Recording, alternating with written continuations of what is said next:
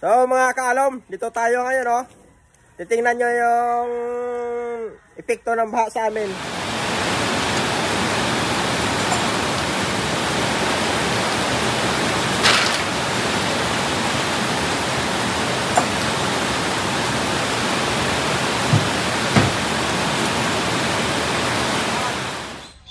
Lahat ng mga panamba ko rito na galing dito, yan oh, natangay. Natangay dito yan. Yan, lahat na yan oh. Galing po yan dito sa ditong panambak na to.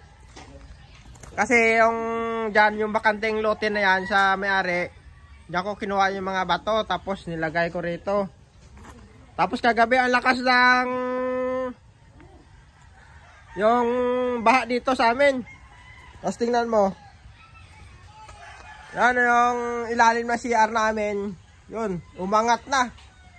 Umangat na yung pinaka-puting niya. Kaya yun yung pinagkakaabalahan ko muna ngayon dito. Natambakan ko yan ng mga bato nga malalaki. Kaso, hindi ko pa nalagyan ng simento. Tapos kagabi binaha.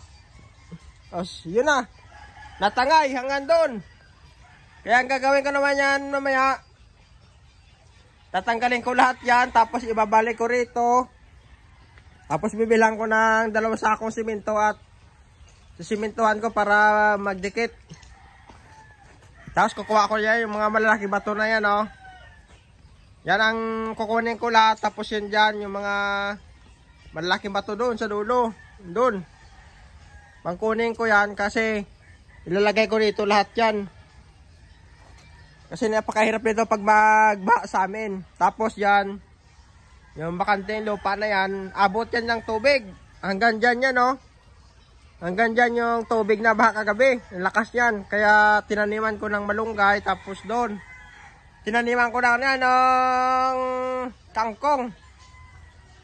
Tapos yun doon sa dulo, may malunggay. Kasi yan yung susunugin ko yan, ilagay ko doon sa gitna kasi susunugin ko yan. Tapos taniman ko na nga puno ng malunggay dito. Andyan. So, yun lang muna ang update ko rito. Tapos, bukas ulit, abangan nyo yung daily vlog ko sa paglilinis ko dito. Kasi, busy ako ngayon sa pag-aayos ng bahay namin kasi natatakot kasi ako dito na baka matumba yung CR namin kasi hindi pa talaga totally tapos yung bahay namin. 1/4 pa lang sa ginagawa, mga kaalam. May phase 1 pa lang yung ginagawa na bahay namin. So, yun lang muna. So, ingat!